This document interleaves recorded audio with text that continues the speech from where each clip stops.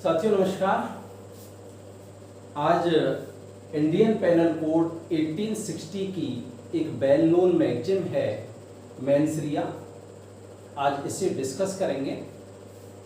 Principle of criminal liability, आपराधिक दायित्व का सिद्धांत। मेंस-रिया आपराधिक मन स्थिति, जिसे जस्टिस कोक ने, कभी कभी एग्जाम में आता है कि इस मैगजीन को किसने प्रोपाउंड किया, प्रतिपादित किया, किसने इसका उल्लेख किया।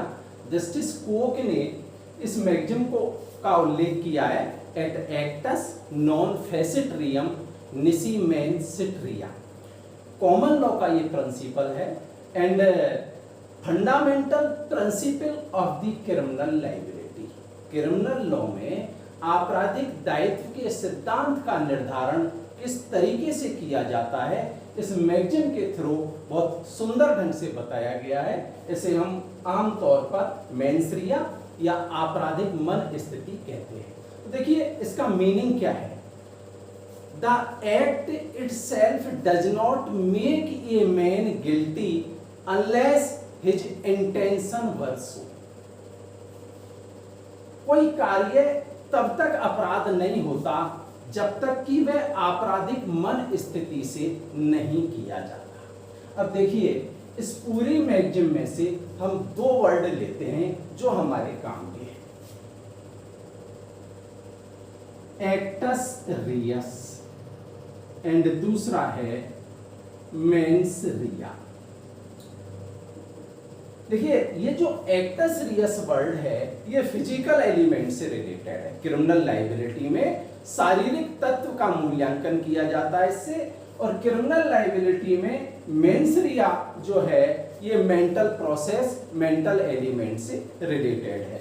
तो एक्टस रियस ए डीड और mens rea mental process.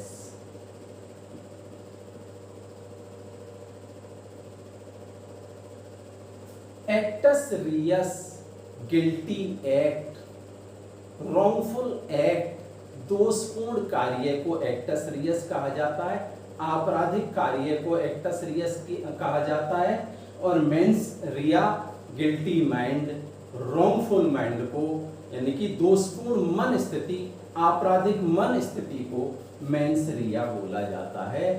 Guilty act together with the guilty mind constitute a crime. जब actus reus plus mens rea is equal to crime, जब दोषपूर्ण कार्य के साथ दोषपूर्ण मन स्थिति हो जाती है तो अपराध बन जाता है। मतलब यह है कि अगर केवल गिल्टी एक्ट है, गिल्टी माइंड नहीं है तो अपराध नहीं हो सकता। केवल गिल्टी माइंड है, गिल्टी एक्ट नहीं है तो भी अपराध नहीं हो सकता। Both must be presented at the same time to entail conviction under the criminal law. आपराधिक विधि के अंदर गिल्टी एक्ट दोषपूर्ण कार्य को दोषपूर्ण मन स्थिति के साथ जब किया जाता है तो क्राइम हो जाता है, ऑफेंस बन जाता है। If there is guilty act is present but guilty mind is absent, there is no crime. And guilty mind is present, guilty act is absent, there is no crime. अलग अलग केवल guilty act है, अपराध नहीं माना जाएगा, केवल guilty mind है, अपराध नहीं माना जाएगा। अपराध के लिए इन दोनों की एक साथ उपस्थिति होना जरूरी है। अब जैसे कि मैंने आपको बताया था कि भाई एक्टस रियस एक फिजिकल एलिमेंट है एंड मेंस-रिया एक मेंटल एलिमेंट है, मेंटल प्रोसेस है, अंदर की बातें हैं जिनका किसी व्यक्ति के आचरण के थ्रू पता चलता है। तो एक चीफ जस्टिस ब्रायन थे, दरअसल physical element and mental element का असेसमेंट करने में कोर्ट्स को बहुत ज्यादा प्रॉब्लम आती है। क्यों आती है? क्योंकि जो सीजे ब्रायन थे, इन्होंने ये कहा था कि thought of a man is not triable, for the devil himself knoweth is not the thought of a man. मनुष्य, इंसान एक विचारणीय प्राणी नहीं होता। क्यों? क्योंकि स्वयं शैतान को भी इस बात का ज्ञान नहीं होता कि इंसान क्या सोचता है। इसलिए ये जो दोनों एलिमेंट हैं क्रिमिनल लायबिलिटी के, इनके असेसमेंट में कोर्ट्स को भी प्रॉब्लम आती है। एक जस्टिस केनी है, केनी महोदय ने कुछ केस लॉ के थ्रू इस हमारे प्रिंसिपल को, इस सिद्धांत को समझाने का प्रयास किया है और उसमें यह बताया गया है कि किस तरीके से physical element and mental element को असेस करने में कोर्ट्स को प्रॉब्लम आती है। 3 केसेज हैं ये, आर वर्सेज खंडू। देखिए आर वर्सेज खंडू में क्या हुआ कि एक व्यक्ति ने, एक्यूज ने दूसरे व्यक्ति को मारने के आशय से, उसकी मृत्यु कारित करने के आशय से, इंटेंशन टू कॉजिंग डेथ, उसके सिर पर चोट कारित की। जब उसके सिर पर प्रहार किया गया, चोट कारित की गई, तो वो व्यक्ति अनकॉन्शियस हो गया। तो एक्यूज ने ये समझा कि ये व्यक्ति मर गया। जब उसने ये सोचा कि ये व्यक्ति मर चुका है, तो उसने अपने अगेंस्ट एविडेंस को रिमूव करने के लिए उस झोपड़ी में आग लगा दी। झोपड़ी में आग लगा दी, डेड बॉडी को बरामद कर लिया गया। जब डेड बॉडी का मेडिकल एग्जामिनेशन हो रहा था, तो मेडिकल एग्जामिनेशन की जो रिपोर्ट थी उसमें यह कहा गया था कि भाई जो पीड़ित व्यक्ति है, जो मृतक है, उसकी बॉडी पर, उसके सिर पर इंजरीज पाई गई, लेकिन उसकी जो डेथ हुई थी वो जलने से हुई। उसकी जो डेथ का कारण था, उसकी मृत्यु का कारण बर्निंग था। तो जो एक्यूज था उसने ये प्ली लिया कि भाई उसका जो क्राइम है, उसके क्राइम को 2 स्टेजेज में बांट दिया जाना चाहिए। The accused pleaded that his crime had been divided in the 2 stages। 2 stages में फर्स्ट स्टेज में उसने कहा कि भाई जब मैंने उसके सिर पर चोट कारित की और मैंने उसे मरा हुआ समझ लिया था, तो फर्स्ट स्टेज में guilty mind is present but guilty act is absent. ऐसा क्यों? क्योंकि देखिए guilty act means result prohibited by law with guilty mind. यदि आपराधिक मन स्थिति के साथ कोई कार्य किया जाता है, तो उसका परिणाम हमें, कौन सा परिणाम? जो विधि के द्वारा प्रतिसिद्ध है। तो इसमें एक्यूज का कहना यह था कि भाई मुझे जो रिजल्ट में चाह रहा था वो नहीं मिला था, जबकि मैं सोच ऐसा रहा था कि वास्तव में वे व्यक्ति मर गया, लेकिन मेडिकल एग्जामिनेशन की जो रिपोर्ट है उसमें क्लियर है कि उस वक्त वो व्यक्ति अनकॉन्शियस था, वो व्यक्ति मरा नहीं था। तो एक्यूज ने कहा कि in the first stage guilty mind was present but guilty act was absent. अब हम सेकंड स्टेज लेते हैं कि भाई जब मैं ये सोच रहा था कि ये व्यक्ति मर चुका है, तो उस समय मेरा गिल्टी माइंड तो हो ही नहीं सकता, क्योंकि वो व्यक्ति तो पहले ही मर चुका है। मैं तो अपने अगेंस्ट एविडेंस को रिमूव कर रहा था। तो इसलिए in second stage guilty mind is absent and guilty act was present. तो ऐसी स्थिति में जबकि अपराध के लिए both must be presented at the same time for the conviction of the offender, तो ऐसी स्थिति में उसका कहना यह था कि guilty act and guilty mind same time में प्रेजेंट नहीं थे, इसलिए उसे एक्यूटल कर दिया जाए, बरी कर दिया जाए। और कोर्ट ने भी उसके प्ली को एक्सेप्ट करते हुए उसका कन्विक्शन क्वेश कर दिया। सेकंड केस देखते हैं, आर वर्सेज सॉल्टी।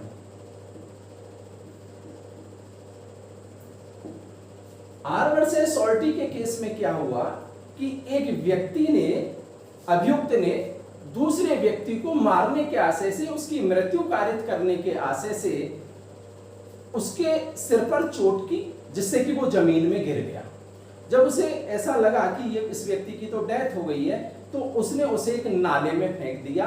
नाले में वो व्यक्ति चला गया, सीवर लाइन में, सीवेज में।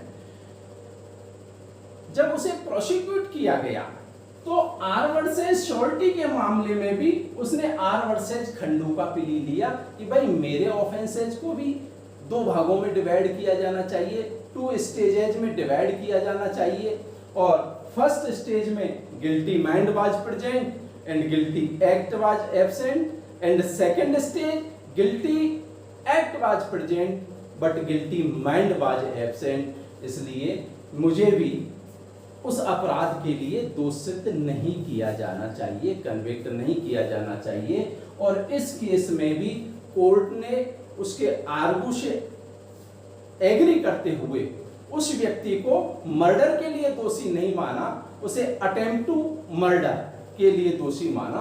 तो दूसरे केस में भी लगभग आर वर्सेस खंडू में जो प्ली लिया गया था उसे ही एक्सेप्ट किया गया। अब तीसरा केस देखते हैं, मेली वर्सेज आर। दरअसल इस केस में 3-4 फ्रेंड थे, उन्होंने अपने एक फ्रेंड को इनवाइट किया बियर पीने के लिए। वो फ्रेंड भी आ गया, तीनों चारों ने मिलकर के बियर पी। बाद में इन तीनों चारों ने मिलकर के जिस फ्रेंड को उन्होंने इनवाइट किया उसे मारा पीटा। और बाद में इन्होंने सोचा कि इस व्यक्ति की मृत्यु हो गई है, तो एक चट्टान से उसमें नीचे धक्का दे दिया।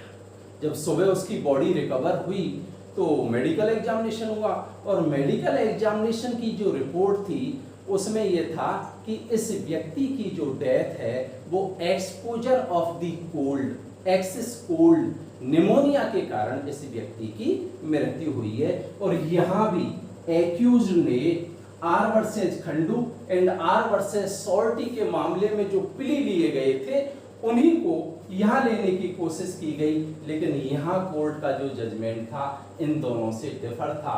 और the court observing that the whole transaction of crime is one that could not be divided in 2 stages. Court rejecting the argument of defense and court held that the accused guilty of murder. यानी कि इस तीसरे case में R versus Khandu and R versus salty के मामले में जो plea लिए गए थे उनको कोर्ट ने नहीं माना, और कोर्ट ने यह कहा कि भाई हम किसी भी अपराध को 2 चरणों में डिवाइड नहीं करेंगे। अब यदि इन तीनों केसेस का एनालिसिस करें तो हम एक कंक्लूजन पर पहुंचते हैं कि there are 2 kinds of जजेज। First, strict जजेज,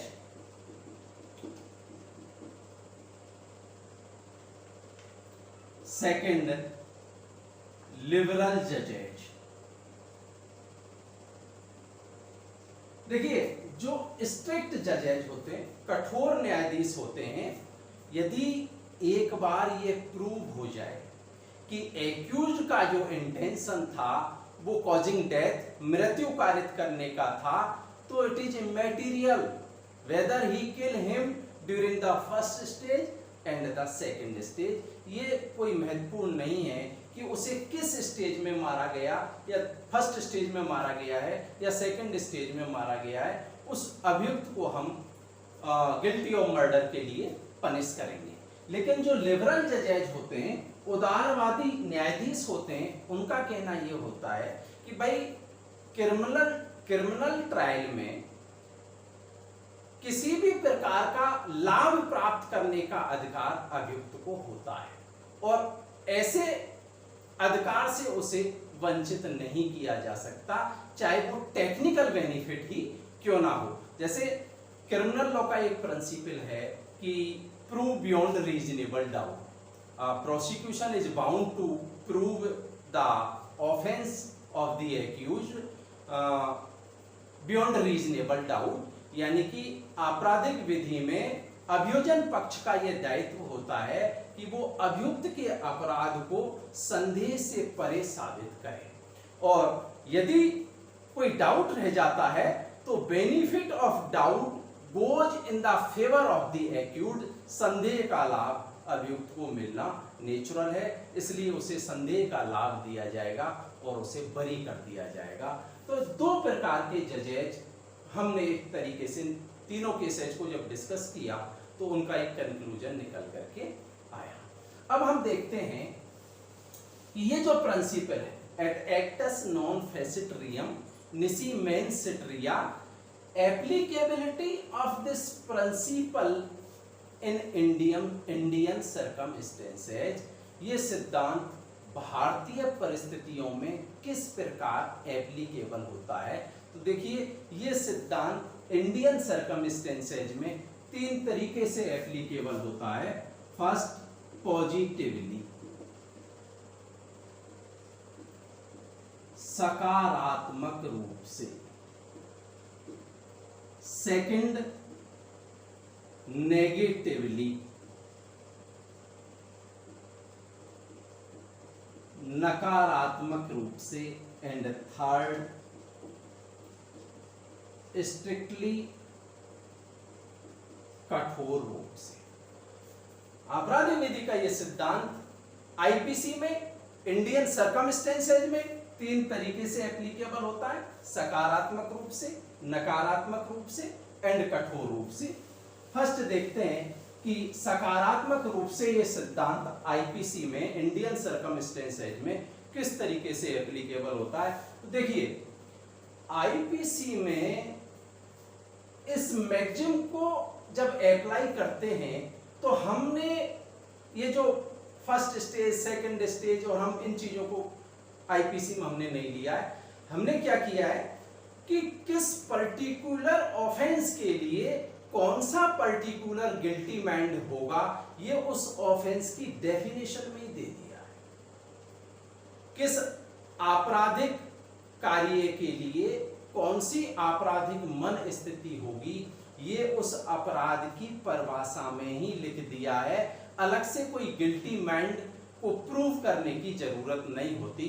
तो अब देखिए सबसे पहले तो हम देखें कि भाई पॉजिटिवली गिल्टी माइंड कौन कौन सी बातें हो सकती हैं, जैसे इंटेंशनली,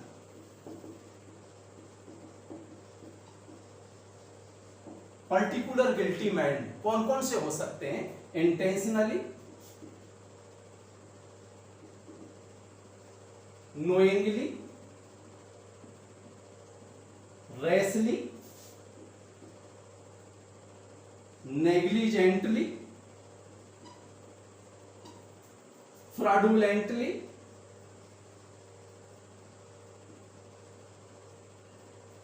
एंड डिसऑनेस्टली। और भी है, मैंने मेन आपको कि भाई particular guilty mind particular offence में ही दे दिया है, अलग से देखने की जरूरत नहीं है किस ऑफेंस के लिए कौन सा गिल्टी माइंड होगा। ये आईपीसी में उस ऑफेंस की डेफिनेशन के साथ ही ऐड कर दिया है। अब क्या कार्य सास्य पूर्वक किया गया था, जानबूझ करके किया गया था, उपेक्षा पूर्वक किया गया था, लापरवाही पूर्वक किया गया था, कपट पूर्वक किया गया था, बेईमानी पूर्वक किया गया था। तो देखिए इसका एक दो एग्जांपल लेते हैं। जैसे सेक्शन 299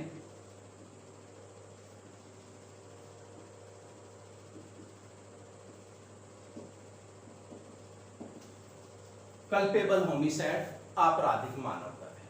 आपराधिक मानववध की जब हम डेफिनेशन देखेंगे तो उसमें तीन बातें हैं।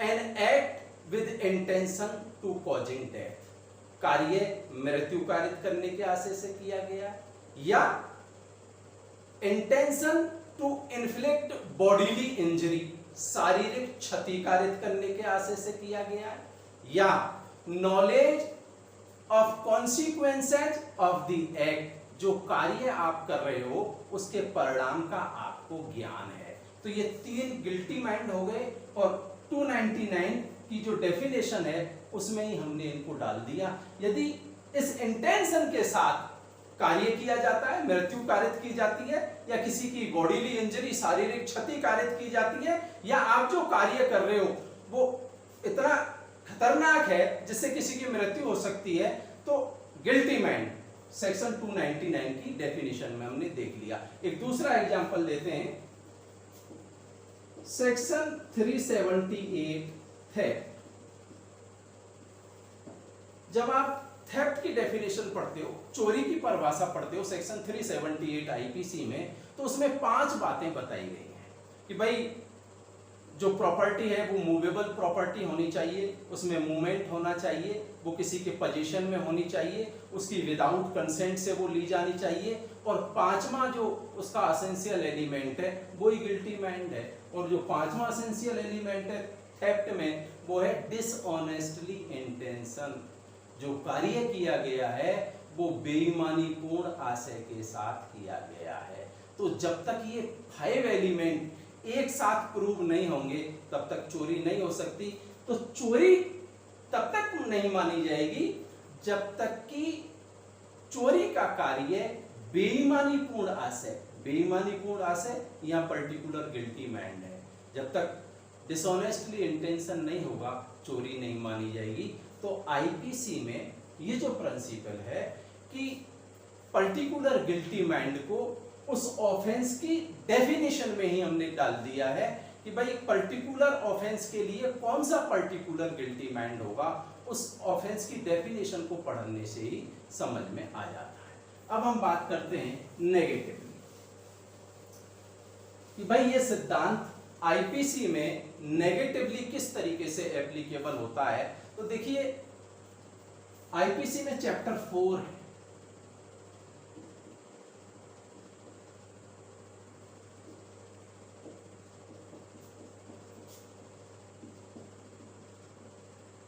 सामान्य अपवाद, फ्रॉम सेक्शन 76 टू 10 से, धारा 76 से लेकर के 106 तक जितनी भी हमारी धाराएं, जितने भी सेक्शंस हैं, इनमें हम ये मान करके चलते हैं, लॉ ये प्रिजम्पशन कर लेता है कि यहां गिल्टी माइंड होता ही नहीं। तो जब गिल्टी माइंड ही नहीं होगा, क्यों? क्योंकि अपराध के लिए तो guilty act together with the guilty mind constitute a crime.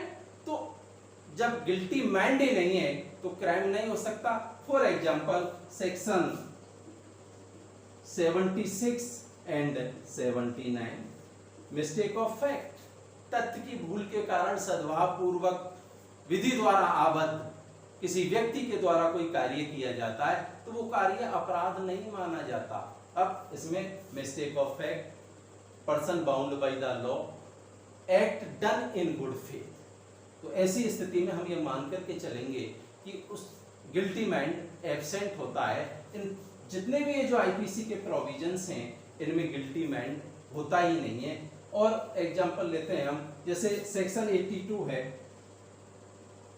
7 वर्ष से कम आयु के शिशु के कार्य डॉली इन कैप्स, यानी कि डॉल इनकेपेबल होती है ऑफेंस करने में। हम ये मान करके चलते हैं कि 7 साल से कम आयु के बच्चों का गिल्टी माइंड ही नहीं होता।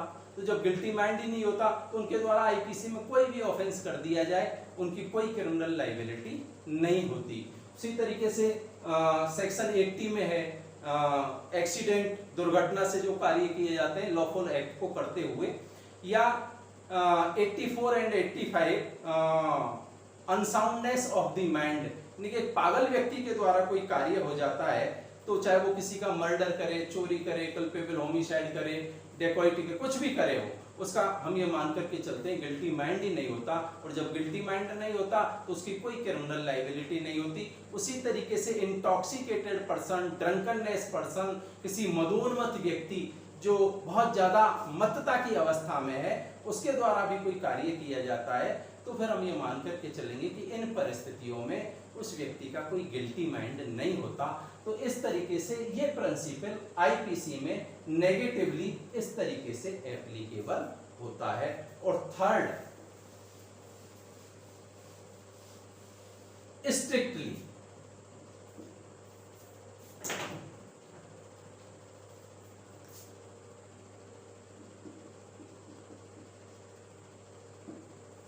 कठोर रूप से ये सिद्धांत आईपीसी में किस तरीके से लागू होता है। तो देखिए, कठोर रूप से जब हम आईपीसी में इसे लागू करते हैं तो there is no need to prove the guilty man against the offender. हम ये मान करके चलते हैं कि गिल्टी एक्ट ही सफिशिएंट है क्रिमिनल लायबिलिटी के लिए। दोषपूर्ण कार्य करने पर ही हम ये मान लेंगे कि आपराधिक मन स्थिति पहले से ही मौजूद थी, उसमें आपराधिक मन स्थिति को साबित करने की जरूरत नहीं होती। फॉर एग्जाम्पल सेक्शन 292 आईपीसी, इसमें जो भी कोई व्यक्ति ऑब्सीन लिटरेचर, अश्लील साहित्य का सेल करता है, एक्सपोर्ट करता है, इंपोर्ट करता है, उसके पोजीशन में पाया जाता है।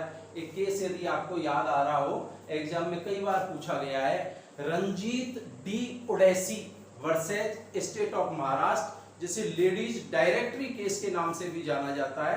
एक बुक थी जो लेडीज चैटरलीज लवर, वो शॉपकीपर की शॉप में मिल गई थी। तो उसने कहा भाई मेरी जो शॉप है उसमें तो लाखों बुक्स हैं, तो मेरा तो गिल्टी माइंड था ही नहीं। कोर्ट का कहना यह था कि ऐसे केसेज में गिल्टी माइंड को प्रूव करना जरूरी नहीं है, हम प्रिजम्पशन कर लेते हैं कि वहां गिल्टी माइंड था ही। संजय दत्त साहब इसीलिए जेल में जाना पड़ गया क्योंकि आर्म्स एक्ट में कुछ ऐसे प्रोविजंस हैं जिनमें केवल दोषपूर्ण कार्य ही पर्याप्त है। आपके यहां से अगर AK-47 बरामद होती है, कोई अनलाइसेंस गन बरामद होती है, तो हम ये मान करके चलेंगे कि गिल्टी माइंड तो पहले से ही था, केवल गिल्टी एक्ट ही आपराधिक दायित्व के लिए पर्याप्त है। उसी तरीके से जैसे prevention of food and adulteration act में भी गिल्टी माइंड की प्रिजम्पशन कर ली जाती है। इसी तरीके से यदि टॉर्ट में आपने देखा हो प्रिंसिपल ऑफ स्ट्रिक्ट लायबिलिटी, कठोर दायित्व का सिद्धांत, MC Mehta versus union of India, उसमें भी ऑनरेबल सुप्रीम कोर्ट ने यह कहा है कि केवल दोषपूर्ण कार्य ही पर्याप्त है, आपराधिक मन स्थिति का साबित किया जाना जरूरी नहीं होता। तो इस सेंस में हमने आज मेंस रिया को डिस्कस किया। नेक्स्ट टॉपिक में हम इसका, क्योंकि मैंने आपको बताया था फिजिकल एंड मेंटल एलिमेंट, तो mens rea mental element in the criminal liability, actus reus को नेक्स्ट टॉपिक में डिस्कस करेंगे। नमस्कार, जय।